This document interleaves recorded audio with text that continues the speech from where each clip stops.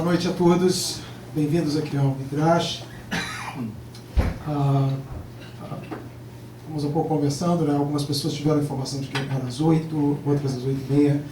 Nós estamos começando às 8h30. Peço desculpa, alguém chegou com o horário de 8 horas. E nós estamos muito honrados de ter hoje aqui conosco o Rabino Greenberg, que vai estar dirigindo a palavra. E para nós, acho que a oportunidade de termos uma pessoa, vocês vão conhecer, uma pessoa que tem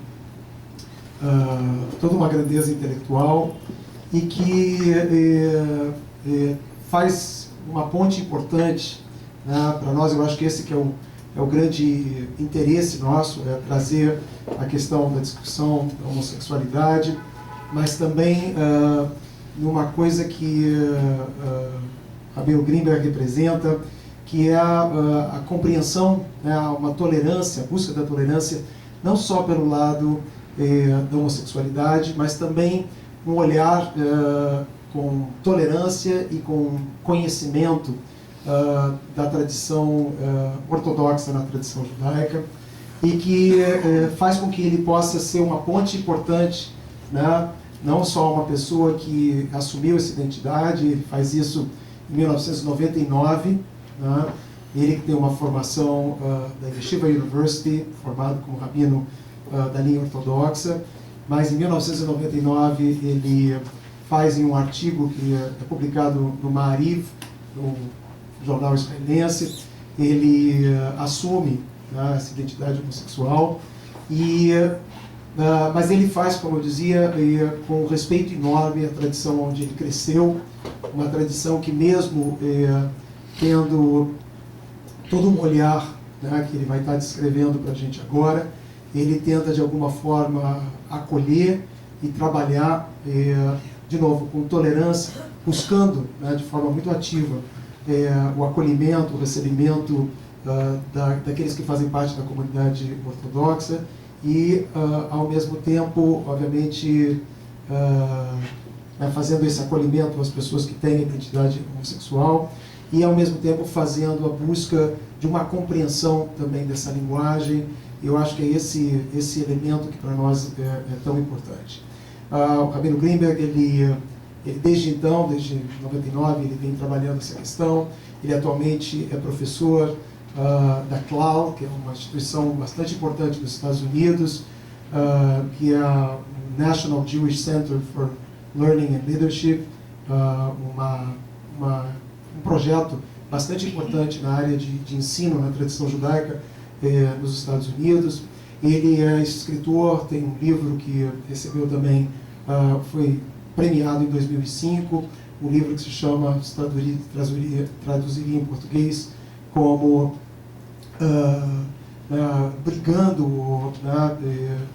brigando com Deus e com homens, no sentido do trabalho que ele faz.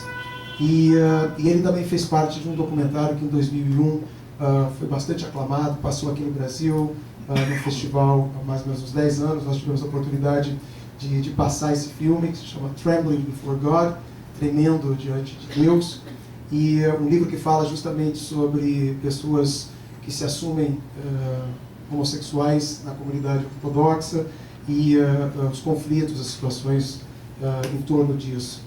Esse filme também vai ser passado por nós aqui no Midrash na próxima quinta-feira, com um debate, uma exposição do Rabino Greenberg, e logo depois um debate com as pessoas. Eu vou passar para ele a palavra, and I'm just giving you a little brief about you, and just sharing with everybody the honor to have you here, and very special. I personally had planned this for a few years, and really glad that this is happening. Welcome. Thank you very, very much. This one? Oh, I had this one, right? Sorry. Yeah. Okay. So I want to begin first by saying that it is a very warm pleasure to be here. This is not the first time I'm in Brazil or in Rio. I have family here, and so I was here when I was 20 years old to see them for the first time. My great-grandfather sent 3 of his children out of the country, and they're the only 3 that survived from Poland. 1 went to America, 1 went to Paris, that's my grandmother, and 1 went to Brazil. And that Brazilian family is still living in São Paulo and in Rio. And it is also just wonderful to be here, because I am not here alone any longer, but I am so grateful to the Midrash and to Rabbi Bonder, to Ilana, for the entire Midrash community, for your warmth and generosity in bringing not only myself here, but I was very pleased to say that my partner and my daughter of 3.5 years old, Amalia, is with us as well. I want to start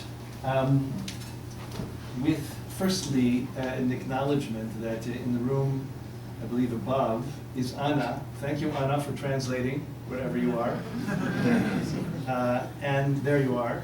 And Ephraim for helping in that process. And I hope you'll tell me to slow down or speed up or remember things I'm forgetting. And I also I want to say that the second time I came here, I came with a film. What is this? Yelping. I came with a film, Trembling Before God, which was screened here, and was actually a film about gay and lesbian Orthodox and Hasidic Jews and how they struggle. And it was really a challenging film.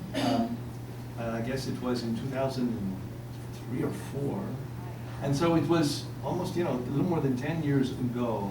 And a lot has changed in Brazil since then. And while I don't think it's yet easy to be gay or lesbian or transsexual in South America, almost anywhere, it's barely easy to be LGBT, lesbian, gay, bisexual, trans, anywhere in the world.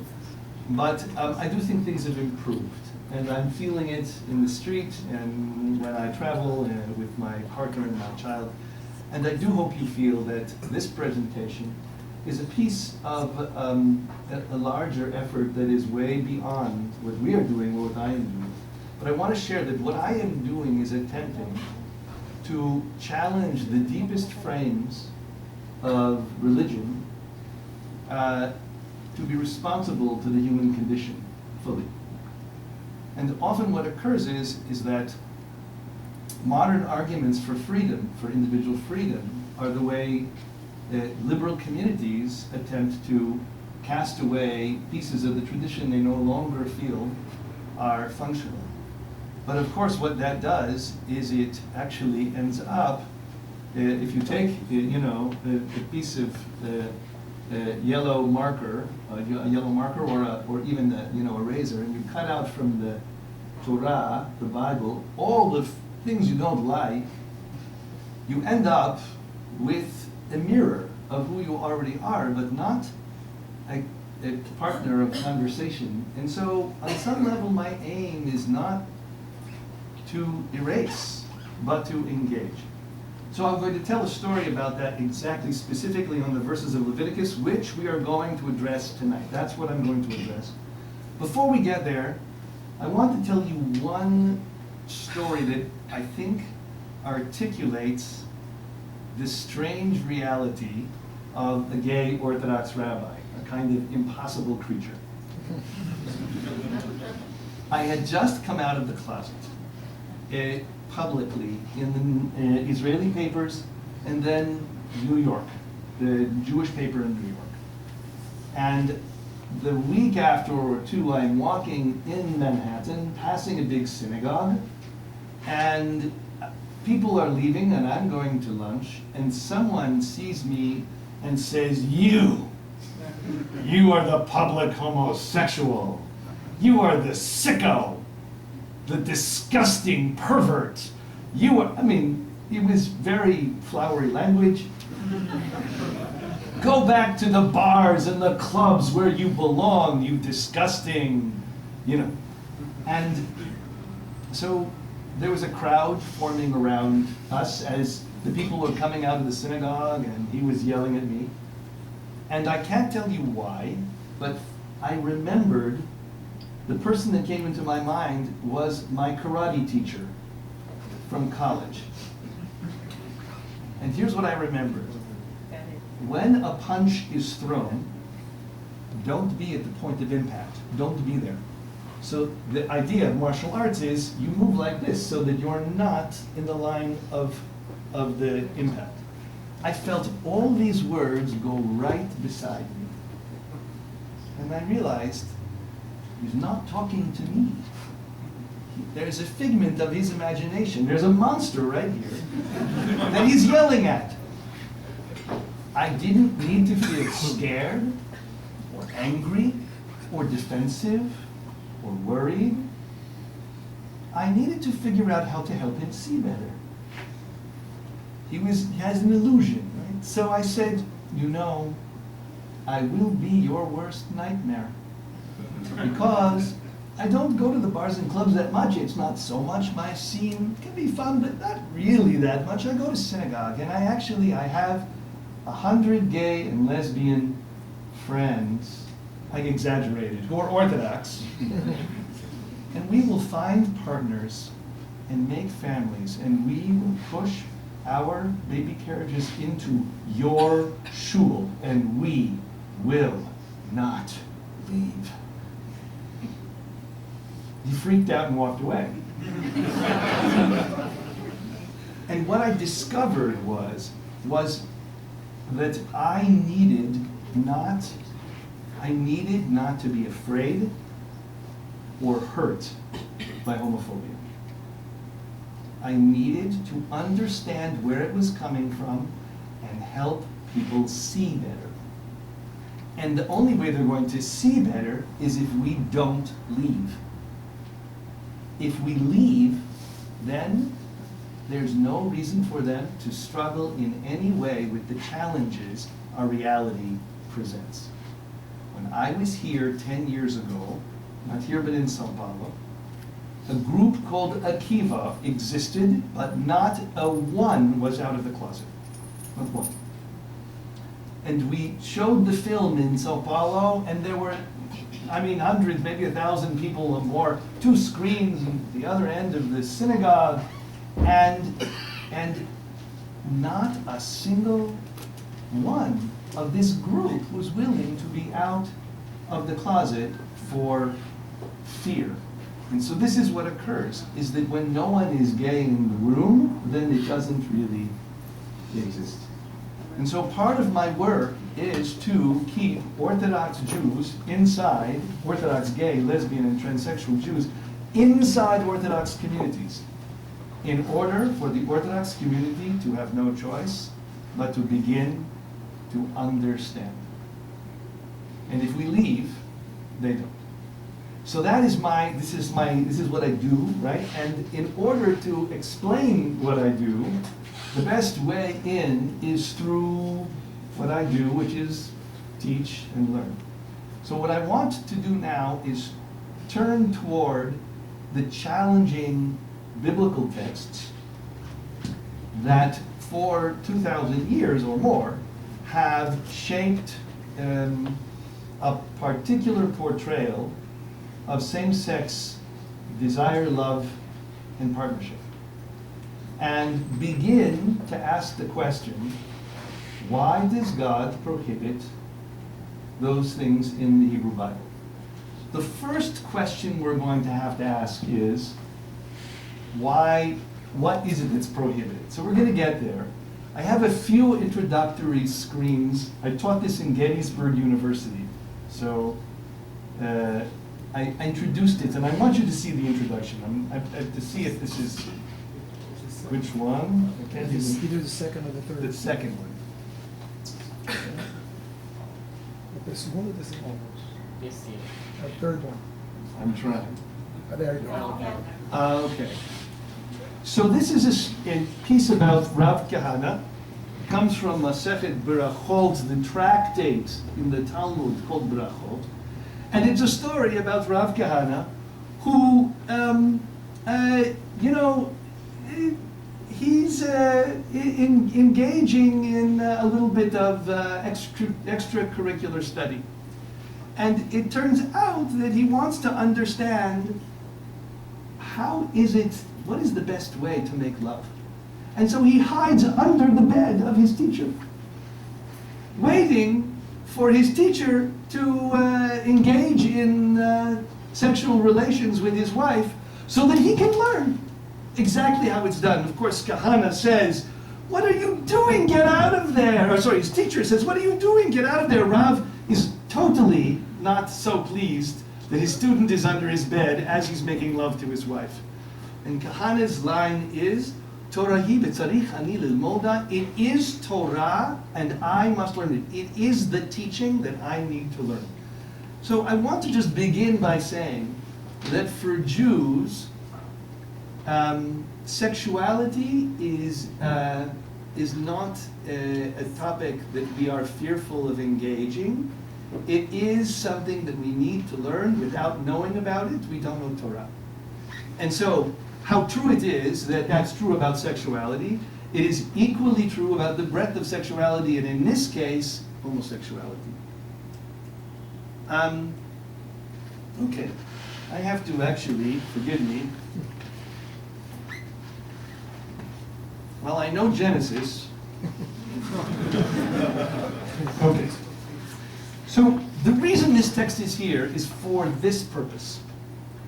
You can't solve the problem of homosexuality until you articulate clearly how is it that the obvious male-female binary, structure of life is not the only story to tell.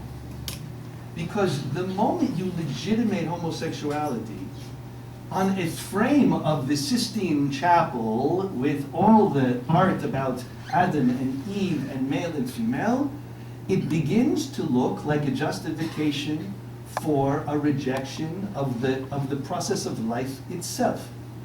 And so on some level there's a need to make the creation story a little more complicated, a little more troubled. And what I discovered is, the rabbis did already before me. This is the story. And God created the humankind in his image. In the image of God created he him. Male and female created he them. This is a poem. God created the humankind in God's image. In the image of God created he him. Those are the same line, just in different order. Then it says, male and female, he created he them. So what's missing? The image of God. What's in its place? Male and female. This line is to tell you that there's something about the image of God that is both male and female. So it's actually quite profound, because in the Sistine Chapel, what is created when in the image of God? A man. But of course, the poem is actually telling us the image of God is actually androgynous. And indeed, that's exactly where the rabbis go. Okay. Rabbi Yirmiyah ben Elazar said, when God made Adam, he made the creature androgynous. And that is why it says, male and female, he created them. Let me explain very quickly. It says he created him, it says he created them. So the answer they're going to tell you is, the first being was an androgynous being, and later when it was lonely and needed a partner, God separated them, and now it's them. In other words, the first human being created was an androgynous human being. Now what's marvelous about this is that gender becomes, in the story, not the foundation of life, but the solution to human loneliness. And it problematizes the picture in a really interesting way. And can't go into too much detail around this. There's much actually that we could pick apart. It's quite interesting. There's two versions, if you note here. There's a version of Rabbi Shmuel bar Nachman and a version of Rabbi Yirmiyah ben Elazar. Rabbi Shmuel bar Nachman says this is a two-faced creature, a face this way and a face that way. According to Rabbi Yirmiyah ben Elazar, it's an androgynous being. Now, what they arguing about. Like, who cares, right? So the answer is that they're using the image of God idea, talking about the human, in order to talk about God. And so the question is the divine mixture of gender already androgynous? Is God beyond gender a being? I mean, can you imagine what it would look like for this beautiful, on the Sistine Chapel, trans androgyno God with long, beautiful hair and strong muscles? You know, I mean, whatever. And an androgynous being being created. That's the picture we're given by Shmuel Bar Nachman. Now, by Rabbi Yirmiyah. Shmuel Bar Nachman gives us a picture that actually appears in the symposium of human beings who are facing this way, facing that way, and then divided in half. So the question is, for Shmuel Bar Nachman, God is already in, like the tension of gender, as in the Kabbalah, is already inside of God. And therefore, we created us with that gender tension. Whereas according to Rabbi Yirmiyah, God is beyond gender. Now, the reason I include this is just to say that to struggle with the problem, the human problem of desire, that is not about male and female, is not to undo creation. It's to expand its repertoire. Because already the rabbis are playing with wild ideas that do not necessarily appear in the superficial reading of the text, but are underneath it, in their reading, fully available. So gender isn't so fixed as we once thought it was. It's important to note that as we move forward. I just want to say the next text, which I'm not going to do, but I want to tell you, it's one of the wildest texts that suggests that both Abraham and Sarah did not have children for the extension of this time when they were waiting for a child, because they were both of indeterminate gender. What does it mean to be able to take your mother and your father and call them beings of indeterminate gender who finally, in their 90s, as they got older, they could work it out? So it means that on some level, anxiety around the binary of gender is just taken less seriously. It's not, this culture is actually able to imagine beyond the boundaries of that binary.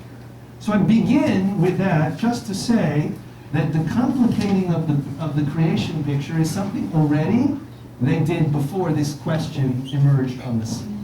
Steve, two things. Something with your mic that's touching. Oh, it's because it's touching this. Yeah. The second thing. Here, how's this? Is this better? Do you want to talk on the other one? Use the other one? No, that's fine. No, I'd rather use it. Both hands. Yeah. May I put this in the ground? Sure. Second thing, remember to do it a little slower. A little slower. Okay. For me, that was very slow. I'll go slower. Even. Okay.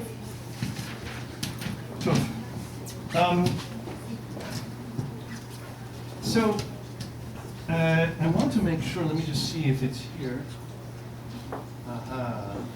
Okay. This is the verse from Leviticus. Ve'et zachar lo tishkav mishkevei isha toeva hi, and with the male you shall not lie, the lyings of a woman. It is an abomination. The word abomination in Hebrew is to'eva.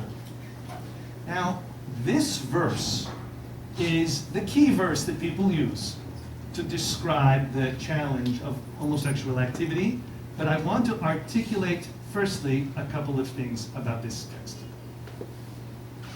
I'm going to first, I'll tell you, I want you to hear a story about it, and then understand what I am doing when I'm unpacking it. This text tormented me for many years. It is read in synagogue every year once, and then again on Yom Kippur, in Mincha, in the afternoon. Mincha is the afternoon service. You need to change microphone, I'm sorry. No. Okay. It's not working upstairs. Okay. Okay. Now it's on. It's on? They can't. Hello.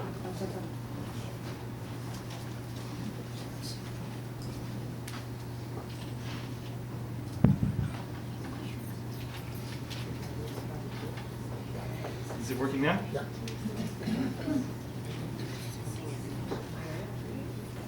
Okay. So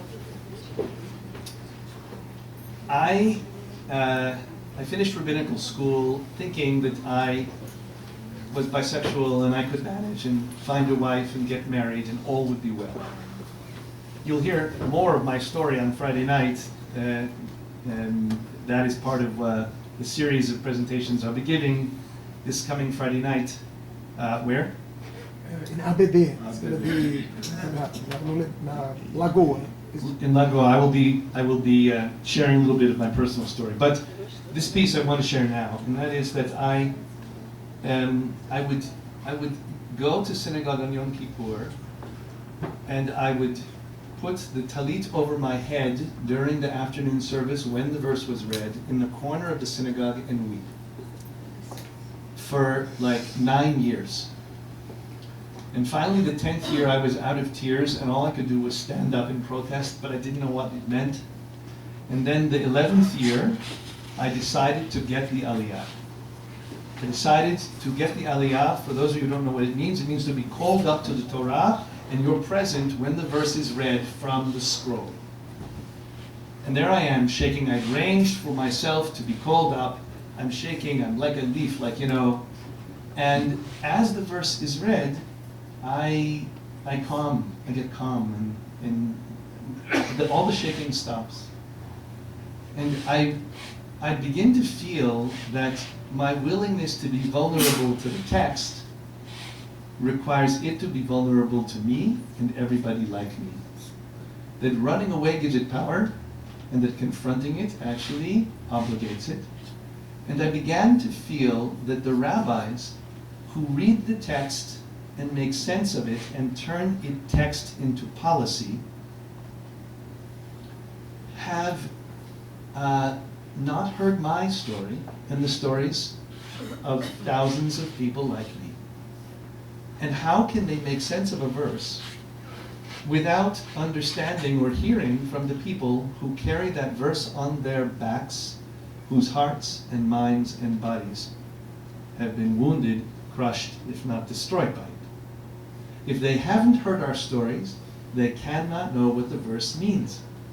And all of a sudden, I felt this incredible surge of excitement I didn't know and I had to understand, which led me to write my book. At that moment, I realized I had to begin to study and write to figure out what the verse means. So here's what I want to do. I want to just parse the verse, and actually, instead of walking away or arguing against it, I want to argue for it. I want to understand it. So, ve'et zachar, and with a male, lo tishkav, you shall not lie, mishkeve isha, the lyings of a woman. To'evahi, it is a to'eva, an abomination.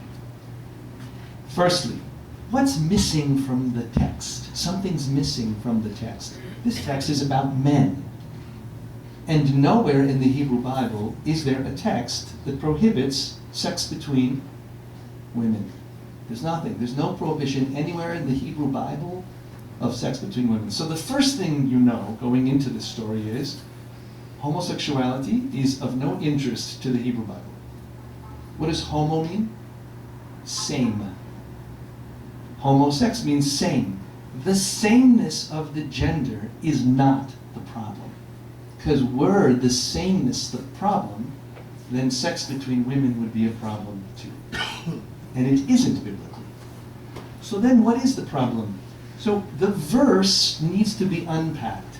The piece of the verse that's most troublesome is this phrase, Mishkeve Isha, the lyings of woman, because the rest I can understand. And with the male, you shall not lie. It's an abomination. Why do I need mishkevei isha?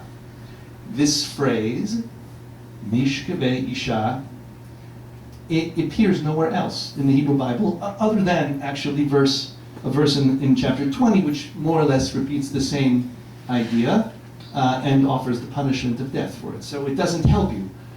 The phrase that does appear elsewhere is the Hebrew phrase mishkav zachar.